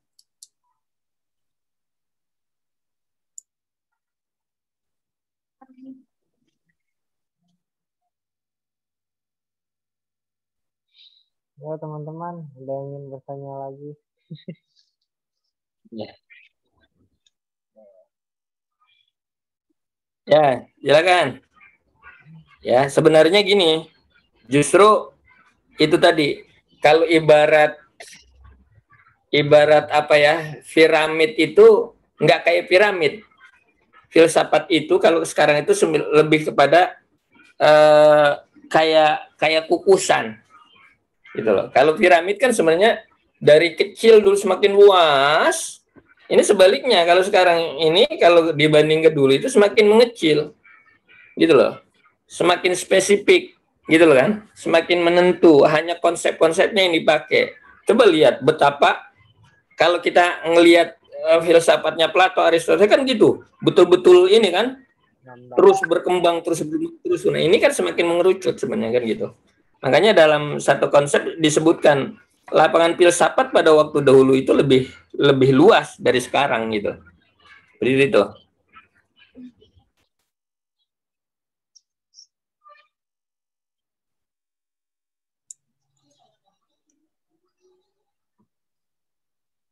Maaf, Ustaz. Ini agak sedikit kayaknya perlu ditanyakan, Ustaz. Kan biasanya antum suka menyampaikan bahwasanya ketika agama dan maksudnya filsafat itu kan masih linier ya, masih searah, terkecuali nanti bagi mereka yang memang bukan Islam, bukan dari golongan Islam, ketika terbatasi, maka nilai mistis yang mereka jadikan pedoman kan Ustaz ya. Nah untuk saat ini kan banyak orang yang mungkin nilai mistis gak percaya, apalagi nilai ketuhanan gak percaya dan lain sebagainya gitu. Kemudian ketika kebebasan berpikir mereka terbatas gitu, yang akal mereka jadikan Tuhan gitu, itu apa tuh Ustaz? Apakah untuk saat ini gitu? Sedangkan mistis mereka nggak percaya, kemudian ketika kebebasan akal mereka mentok gitu, apakah nanti mereka bisa jadi, maaf ya, jadi gila atau apa gitu Ustaz? Sedangkan nilai mistis mereka nggak seperti dulu. Kalau dulu masih nilai mistis ketika mentok dengan nilai mistis. Kalau untuk saat ini yang memang tidak percaya dengan mistis-mistis, itu bagaimana Ustaz? Apakah makanya gini. Gila gitu. Justru itu apa namanya? Coba kita lihat ini masuk pada filsafatnya Al-Faruqi sebenarnya. Tadi kan saya bilang di awal kan filsafat Al-Faruqi itu diantaranya tauhid. Nah ini pada filsafat pemikirannya, maksud saya pemikiran Al-Faruqi, kaitannya pemikiran Al-Faruqi ditanya kaitannya dengan filsafat tadi tentang tauhid yang kemudian berkembang. Nah yang kedua itu bisa masuk jawaban antum pada tentang islamisasi ilmu pengetahuan. Nah ya kalau tadi yang setengah-setengah dan sebagainya, makanya saya bilang barangkali ilmuwan ini dibanding yang dulu nggak seberapa gitu loh. Ya artinya nggak seberapa ke sekarang nih. Ya nggak seberapa, artinya boleh dibilang karya-karyanya jelas lah. Ya yang puluhan karyanya ini nggak seperti yang kayak dulu, ini kan gitu. Jelas kecerdasan orang dahulu itu boleh dibilang melebihi kecerdasan orang sekarang, boleh jadi begitu, gitu. Atau ya kenapa ilmu-ilmu sekarang itu belum tentu juga berapa tahun nanti ke depan itu bisa jadi juga masih terpakai. Nah tapi satu bukti bahwa orang-orang dulu ilmunya yang sampai sekarang masih terus dipakai kan ini sebuah bukti kan gitu loh. Nah sekarang orang yang itu kan orang yang serba minim, makanya kemudian berkembang sekarang itu di konsep kecakapan abad 21 diantaranya kan literasi, numerasi, itu artinya sebenarnya sudah saking banyaknya hal-hal informasi yang masuk itu tidak bisa membentuk satu sikap, gitu loh. Tidak bisa membentuk satu sikap sehingga membuat kegamangan orang, gitu loh. Ya, bukan kegamangan orang, kegamangan pada dirinya tentang dunia yang dihadapinya, gitu loh. Sementara dunianya yang harus sudah lari, ya, yang masuk ke dalam pemikiran dia sendiri masih tetap di situ. Nah, terus apa jadinya? Apakah akan gila gitu ke bahasanya Salman tadi? Tidak, ya, yang jelas akan tertinggal atau akan mati sendiri, gitu loh. Akan mati sendiri dengan kenyataan yang ada. Nggak bisa, nggak bisa beradaptasi. Nah, kan gitu. Segala sesuatu yang nggak bisa beradaptasi itu akan tereliminir, ya. Tereliminir kalau nggak ada tempat ya mati, gitu. Nah artinya kenapa saya katakan tadi ini masuk pada pemikirannya Al-Faruqi, ya. Karena tadi salah satunya adalah bagaimana sebentar saya cari bagaimana kita bisa mempelajari pelajaran-pelajaran modern, ya, pelajaran-pelajaran artinya ilmu-ilmu modern. Kemudian bagaimana kita juga bisa mampu mendalami ilmu keagamaan yang kemudian nanti bisa mengkawinkan ini, gitu loh. Mengkawinkan ini, mengadaptasi ini keilmuan keislaman kita, ya, dengan keilmuan modern saat ini, ya. Kemudian bisa diadaptasi. Nah, inilah kemudian yang bisa menjadikan survive. Nah, kalau dua hal ini nggak bisa dilakukan, maka nggak survive, gitu loh. Ya, Ini seperti konsepnya Al-Faruqi bagaimana islamisasi ilmu. Tadi kita harus dituntut menguasai disiplin-disiplin ilmu modern. Ilmu modern ini artinya ya bagaimana kita mengadaptasi dengan kondisi zamannya kita. Apa yang harus kita miliki gitu loh. Kemudian menguasai khazanah keislaman. Ya. Yang ketiga menentukan relevansi Islam ya kepada setiap bidang ilmu pengetahuan saat ini. Nah, yang keempat ya mencari cara-cara untuk melakukan ya kreativitas antara khazanah Islam dengan ilmu kepengetahuan modern. Ya. Kemudian yang kelima terakhir mengarahkan pemikiran Islam ya. Mengarahkan pemikiran Islam ya untuk melintasi atau lintasan-lintasan yang mengarah pada pola rancangan Tuhan. Nah, ini artinya di sini kita ingin bagaimana bisa mempertemukan ya dengan konsep-konsep ajaran yang kita pahami lewat konsep-konsep Al-Qur'an, kemudian dengan ilmu-ilmu modern ini kita ngelihat dalam sisi rancangan Tuhan itu seperti apa gitu loh. Nah, artinya lebih mendalami. Nah, ini sebenarnya supaya tadi ya, bahasanya Pak Salman ini nanti bisa gila atau gimana ya enggak. Ya kalau enggak ini ya tereliminir, kalau tereliminir ya mati ditelan zaman atau tergiras zaman gitu. Makanya untuk survive itu tadi ya kita harus ya kata Al-Faruqi itu harus menguasai disiplin ilmu modern, bisa mengkawinkan. Nah, makanya Al-Faruqi itu kan kalau kita lihat sejarah sebagaimana diungkapkan tadi, perjalanannya memang betul-betul mendalami. Ya, sarjana mudanya umur 2 tahun dia udah lulus di bidang filsafat gitu. Ya. Udah lulus di bidang filsafat, kemudian belajar lagi di Indiana tadi ya, lulus doktornya juga filsafat, belajar keislaman di Al-Azhar, kental tuh kedua-duanya diramukan itu. Makanya kemudian konsep beliau itu bagaimana bisa mengkawinkan antara ilmu-ilmu modern ya, pendidikan modern dengan pendidikan Islam gitu loh, untuk menghadapi kemajuan zaman ini. Makanya kemudian beliau itu lebih bagaimana supaya bisa survive di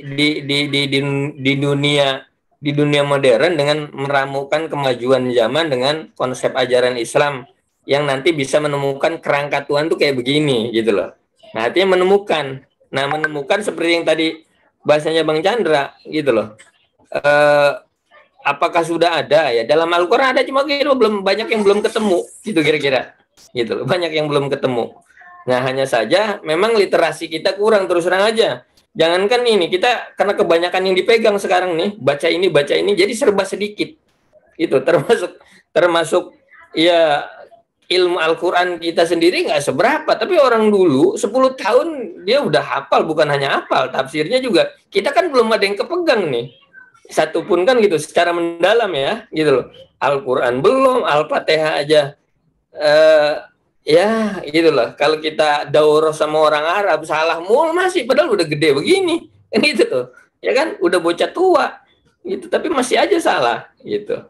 Jadi itulah sedikit demi sedikit, kita cuma sedikit-sedikit semua karena terlalu banyak gitu loh. Kalau orang dulu memang betul-betul ini ya, mungkin itu tadi semakin kesini semakin banyak orangnya juga semakin kecil gitu loh, maka ruang pemikiran otaknya juga sekecil juga kayaknya gitu. Gitu. Udah kecil ya kan, yang banyak saat nah, iya semakin banyak semakin kecil, ruangnya kecil, otaknya kecil, orangnya semakin banyak juga.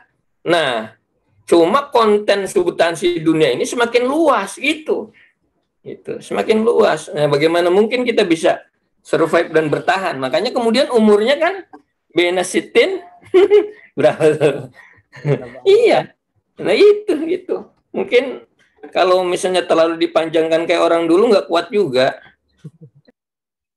Kuat. Mungkin bisa jadi Iya, ruh itu bisa panjang, cuma casingnya kita nggak kuat ini. Gitu. Saya kira itu ya. Yang lain, silakan. Teman-teman.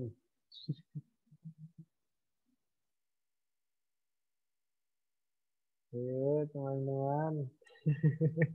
Suara antum kecil, Chan. Ya, atau cukup saya ya sambil saya absen aja dulu. Mungkin sambil nunggu ada yang lain.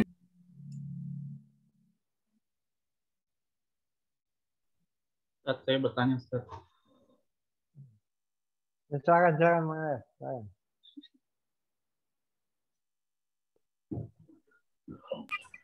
Monggo. Muhammad, monggo. Ya, gini, Ustaz.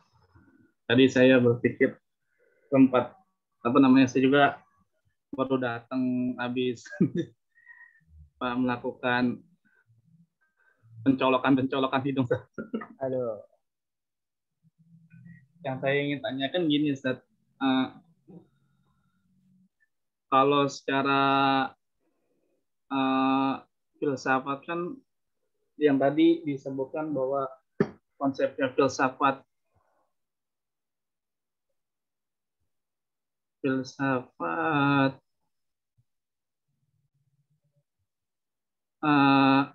Al-Faruqi. Nah, dia kan bersifat komprehensif ya Ustaz, memiliki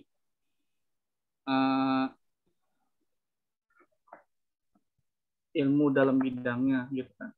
Saya juga berpikir gini, saya sampai nggak, kalau seandainya takdir itu benar datangnya dari Allah gitu kan, itu apakah orang yang berpenyakit pada saat ini gitu, contohnya penyakit COVID gitu kan, apakah mereka nggak bisa ditolong gitu? Saya sampai berpikir gini, sedangkan ilmuwan Bill Gates aja gitu kan, ilmuwan Bill Gates aja yang secara hakikinya badannya sudah tiada gitu kan, dia memakai sistem robotik gitu, bisa dimanfaatkan sistem robotik kayak gitu. Maksudnya apakah emang harus benar-benar gini, apakah emang ajal itu bisa ditunda gitu? Saya kadang-kadang suka berpikir gini, saya melakukan maksudnya sedikit pengalaman bahwa seseorang kan bersifat komprehensif itu kan sesuai dengan pengalaman. Nah, itu yang saya sampai sekarang nggak dapat jawabannya. Kenapa gitu? Kenapa ajal itu bahwa harus dilakukan sama orang yang nggak ngerti gitu.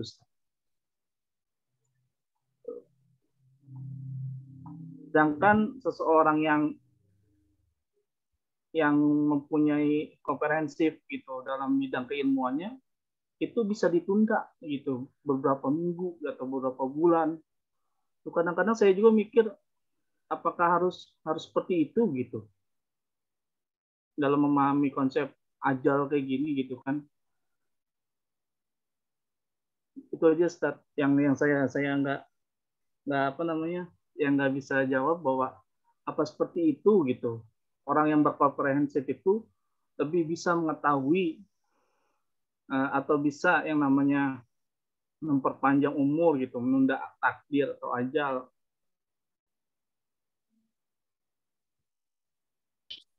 Oke, sudah ada yang nanggapin? Bung Chandra ketawa aja dia.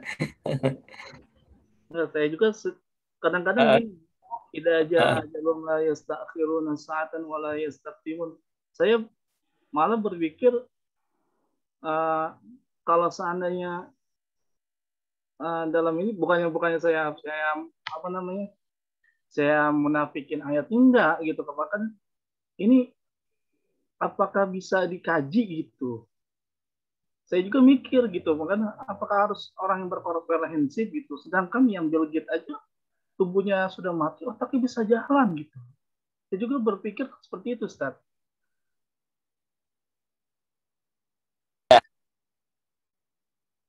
Sudah? Ada yang mau komentar sebelumnya? Atau langsung nih? Baik ya. Sandra? Ini filsafat sekaligus tauhid ya yang perlu kita kaji. Baik.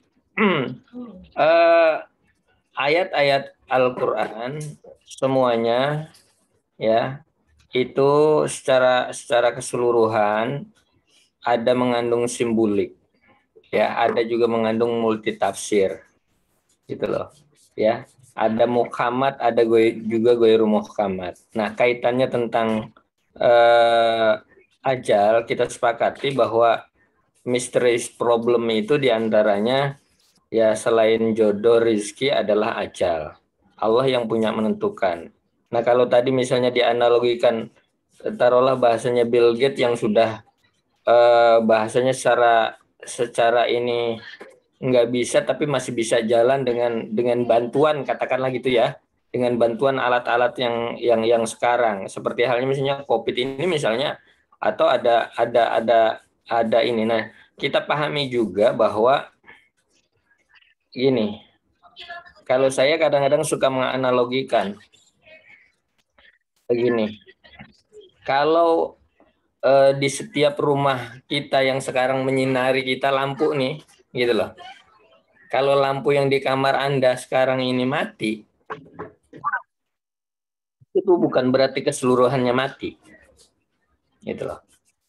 Mungkin bisa diganti, ya kan? Ya, mungkin bisa diganti. Nah sekarang kalau speedometernya mati, semuanya akan mati. Gitu loh. Ya, speedometernya dimatiin semuanya akan mati. Nah, bahwa di dalam diri kita itu ada ruhul hayat, ada ruhun nafsi. Berarti ada dua. Bisa jadi secara itu ada dua. Seperti halnya ketika kita mau tidur, bismika Allahumma ahya wa bismika amut. Ya Allah, aku berserah diri kepadamu antara hidup dan mati. Lalu, kamu hidup apa mati? Mati. Mati apa hidup? Hidup. Gitu loh. Dikata mati, kata orang Betawi dia ambekan. Ya kan gitu. Dikata hidup diajak ngomong kagak bisa kan gitu loh. Orang tidur. Nah, itulah antara hidup dan mati. Nah, artinya apa? Ketika kemudian kalau analoginya tadi Bill Gates tadi misalnya masih bisa itu, ya. Ruhun nafsinya masih belum ini. Gitu loh. Masih belum itu. Nah, inilah kemudian ruhul hayat, jiwa badaniah kita ini yang secara ilmu kedokteran yang kemudian masih ada berdasarkan rekayasa, berdasarkan ilmu kedokteran, berdasarkan ilmu jiwa, berdasarkan itu yang masih bisa dibantu. Itu yang masih dibantu. Tapi kalau sudah tadi speedometernya dicabut, walaupun masih bisa digunakan, misalnya masih bilang disehat. Maaf, Set, ke unmute, Set. Ada orang yang meninggal matanya masih ya diambil kemudian masih bisa digunakan umpamanya untuk yang lain gitu loh. Atau bukan jantung, apa sih namanya? Ginjalnya ya kan? Ada ginjalnya yang sudah bisa dipakai oleh orang lain, orang yang punya ginjal itu udah meninggal, gitu kan? Masih itulah ruhul hayat itu. Nah, tapi ketika ruhun nafsinya sudah diambil itu semuanya akan mati. Makanya kadang-kadang ada orang di kedokteran yang secara kemudian diimpus ini masih hidup tuh. Tapi kalau itunya sudah dicabut semua, sudah habis gitu loh. Sebenarnya gitu loh. Nah, artinya ya kita nggak bisa melawan bahwa bukan nggak bisa melawan, kita nggak bisa lari bahwa memang ajal itu adalah datang dari Allah Subhanahu wa taala. Nah, kita hanya diberikan ikhtiarinya kita melalui tadi. Dokter itu pun mungkin ketika mengobati kita, dia pun secara spesifik betul-betul ini loh, enggak juga. Kan bahasanya diagnosis, ya, berdasarkan berdasarkan pengalaman, berdasarkan ilmu kedekatan, berdasarkan ini kan itu. Nah, makanya kadang-kadang antara dokter yang satu, dokter yang lain, ada yang di tempat yang lain orang ini nggak sembuh, ya di tempat dokter lain sembuh. Nah, kan ini berdasarkan diagnosisnya. Nah, artinya kaitannya tentang tadi kematian tadi, memang itu nggak bisa ditawar-tawar. Kita kapan datangnya, kapan waktunya, kapan ininya kan gitu. Nggak juga. Ada yang bahasanya sekarang lah, ya, ketika COVID, ada memang orang yang karena COVID meninggal, ada juga memang nggak sakit lagi juga meninggal. Dari dulu sudah ada seperti itu, gitu. Ada, silakan. Ada yang menanggapi lagi? Atau gimana, Bang Muhammad? Maksud lebih spesifik mungkin, kalau memang kurang ini, silakan. Saya sih namanya secara komprehensif begitu, maksudnya secara komprehensif, kenapa yang tidak komprehensif itu bisa lewat gitu, maksudnya udah nggak bisa apa-apa, sedangkan secara komprehensif gitu kan, contohnya maksudnya teman saya gitu kan, teman saya saya kasih tahu A B C D E F G gitu kan, dia malah cuek gitu, ibarat kata sebodoh amat gitu kan. Pada saat dia kena lewat gitu, sedangkan teman saya yang saya kasih tahu gitu kan, padahal dia udah kritis. Iya. Alhamdulillah bisa. Sembuh, iya. Saya juga bingung apakah harus seperti komprehensif gitu, apakah seperti itu gitu. Kadang-kadang saya juga memikirkan ini pasti ajal nggak mungkin kan gitu, maksudnya nggak mungkin. Pasti di situ ada yang tersembunyi gitu, saat saya juga dalam ayat itu gitu. Ayo, ada yang mau komen dulu? Silakan. Kalau Chandra, ya, teman-teman. Kalau saya menanggapinya gimana, Ustaz? Terkait dengan ajal, jodoh, kemudian rezeki ya. Itu tuh menurut saya sesuatu yang Allah tetapkan itu berupa bahan baku gitu loh. Kemudian yang mengolahnya itu manusia. Contoh misalkan jodoh gitu kan. Seorang itu bukankah Allah ciptakan berpasang-pasangan gitu kan. Tapi pada kenyataannya ada aja manusia yang sampai mati nggak dapat pasangannya, istilahnya gitu kan. Kemudian, suara antum Chan, mungkin bisa di dekat. Nah. Tes. Halo. Ya misalkan berkaitkan contoh gitu dengan jodoh yang Allah tetapkan gitu. Bukankah Allah telah menetapkan manusia itu berpasang-pasangan, tapi pada faktanya ada juga manusia yang dari hidup sampai matinya pasangannya nggak ada gitu. Bahkan bisa bilang dia mati jomblo kali ya. Kemudian rezeki gitu, bukankah Allah sudah tetapkan rezekinya? Tapi kalau misalkan nggak kita cari rezeki itu, apakah mungkin tiba dengan sendirinya gitu loh? Kita cuman diam duduk aja di rumah. Allah kan udah netapin rezekinya, tapi kita duduk aja diam di rumah. Apakah kita bakal dapat gitu rezeki itu gitu? Kemudian kematian gitu. Menganggap kematian tuh, kalau menurut saya Allah itu menetapkan kematiannya benar gitu. Tapi terkait dengan prosesnya itu masih bisa dihindari oleh manusia kalau menurut saya. Misalkan gini, ketika seorang menyetir mobil lah gitu, coba dia tabrakan gitu, apa enggak itu memperpendek umurnya gitu? Nah, kemudian bagaimana dengan orang yang hati-hati dalam membawa mobil gitu? Setidaknya kan dia udah belajar menghindari gitu. Menghindari bahwa kematian itu semakin dekat gitu. Kalau dia tabrakan, ngebut-ngebut asal-asalan gitu. Kayak mendekatkan kematian gitu.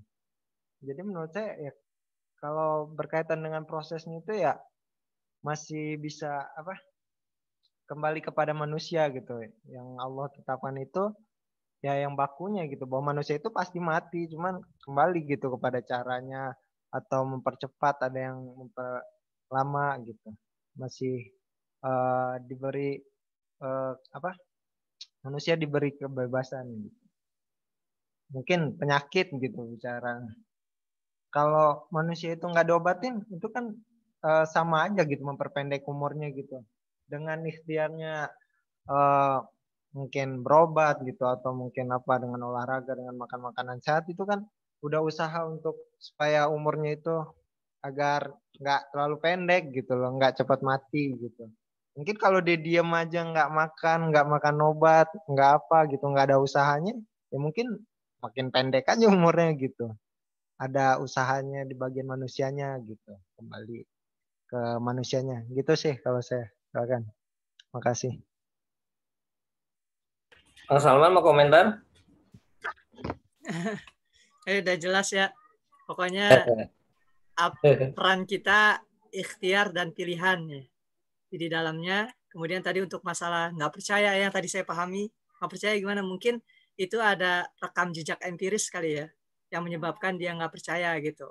Maksudnya nggak tahu maksudnya kemana, cuman dari pertanyaan saudara Muhammad Ilyas mungkin itu ada alasan yang mendasarinya, terutama dari pengalaman yang mungkin dirasakan atau mungkin didengar dari orang lain. Demikian. Untuk tadi saudara Chandra seputar rezeki mungkin variatif ya, sebagaimana Imam Malik dan Imam Syafi'i. Imam Malik mengatakan bahwasanya ya rezeki memang sudah diatur, sedangkan Imam Syafi'i perlu adanya upaya dan usaha. Dari itu keduanya bisa dibuktikan dengan, maksudnya ketika beliau berdebat dengan pembahasan demikian. Makasih. Baik, yang lain ya, saya kira Bang Muhammad bahwa sekali lagi takdir itu memang Allah Subhanahu wa taala sudah tentukan rezeki dan sebagainya. Nah, tadi kita hanya memiliki sifat ikhtiari. Hanya saja tadi ikhtiar yang antum sampaikan kepada rekan antum sebagai sebuah ikhtiar itu tidak dilakukan, gitu loh. Tidak dilakukan. Seperti halnya sahabat ketika terjadi wabah, terjadi wabah di satu tempat, ia berkata saya ingin menghindari dari satu takdir ke takdir yang lain. Nah, itu loh. Nah, artinya ketika terjadi wabah di sana, yang wabah mematikan, kalau dia berangkat ke tempat itu mesti mati. Kira-kira demikian, karena di sana sudah kejadian banyak yang meninggal. Makanya dia berkata, saya ingin menghindari dari takdir yang satu ke takdir yang lain. Nah, itu sifat ikhtiari. Ya, walaupun mungkin di tempat yang lain belum tentu, kalau memang sudah Allah tentukan mesti ketemu gitu kira-kira. Nah, gitu loh. Itu mungkin tadi yang nggak dipakai. Apa yang disampaikan menurut pandangan Bang Muhammad ini pada sisi yang lain, ketika taruhlah bahasanya obat ini dipakai sama teman kita yang sana gitu loh. Sembuh, kok ketika dikasih ini kagak mau, udah tahu semuanya ternyata lewat kan gitu. Gitu ya. Saya kira mungkin itu memang jalan takdirnya. Kalau bahasanya kita lu jangan lewat situ nanti begitu-begitu. Gitu loh. Pas ke sana betul begitu. Mungkin kita kalau masih ke sana masih ketemu, kan gue bilangin kata jangan lewat situ, kan bahasanya begitu kira-kira. Kayak kira-kira begitu. Tapi itulah bahasanya, itu takdir. Itulah takdir gitu loh. Seperti halnya saat ini kita bisa bicara, bisa ngomong ini, yang kita kerjakan, kita ngapain apapun itu bukan berarti nggak takdir. Ini takdir gitu loh. Saat ini gitu loh. Jadi setiap langkah menurut saya, langkah dari perpindahan pekerjaan kita kepada pekerjaan yang lain itulah dan takdir Allah Subhanahu wa taala gitu.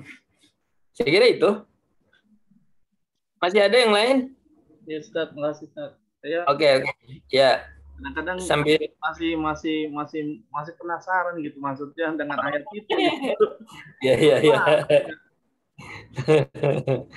Apakah ada mukhalafah dari itu gitu, maksudnya Ya, saya juga belum dapat sampai saat sekarang ini belum dapat gitu, maksudnya ini apa benar gitu, maksud dari segi mana gitu kan, apakah dari segi kedokteran, apakah dari segi keilmuan gitu, apakah filsafat gitu. Saya suka ini. Nah, itulah tadi itulah takdir tadi. Takdir adalah pengertian yang luas, tidak kita katakan pada rizki, tidak kita katakan pada pada jodoh, pada kematian. Itulah takdir. Seperti halnya tadi, bahwa tadi saya katakan kita ngomong bertemu ini adalah bagian dari takdir. Jadi proses kehidupan kita ini adalah takdir Allah Subhanahu wa taala gitu loh.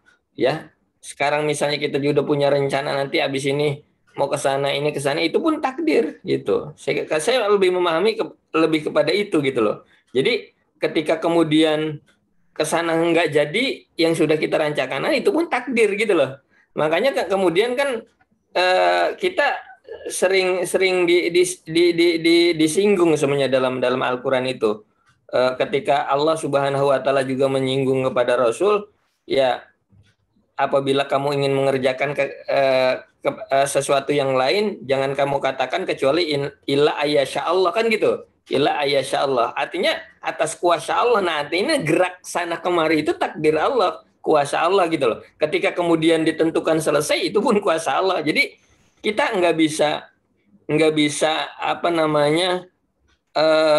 menjabarkan takdir itu apa, ya. Saya juga nggak paham. Nah, itulah memang itu mysterious problem, nggak bisa kecuali Allah Subhanahu wa taala gitu.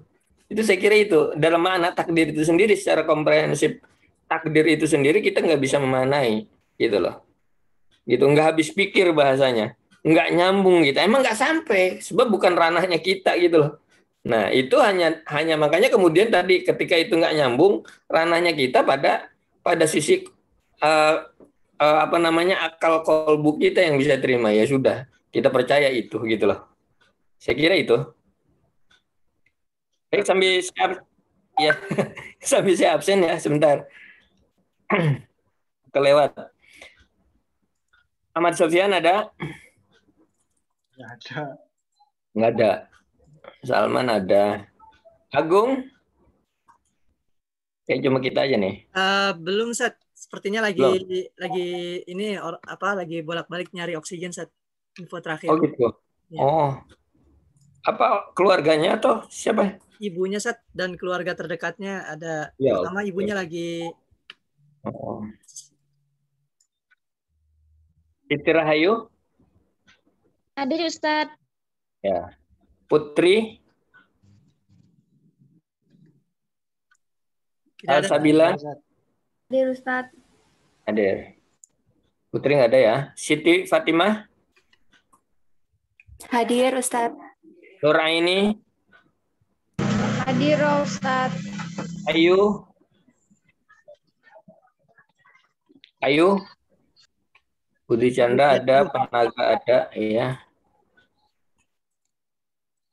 Irsal? Nggak ada, Ustaz. Ada, Ustaz. Ade Nur Rahman? Saudara Adi? Ade. Monika? Ada. Saiful Anwar? Hadir, Ustaz. Ada, Ustaz. Oh, ada. Hadir. Khairun Nisa? Hadir, Ustaz. Siska? Hadir, Ustaz. Mega? Madilyas ada. Nidaul Hasanah? Tidak ada, Ustaz. Ada. Mega nggak ada ya? Muhammad Ilyas ada, Nidaul nggak ada. Siti Dahria? Hadir, Ustaz. Zahratul Aini, oh ya, Zahratul Aini? Hadir, Ustaz.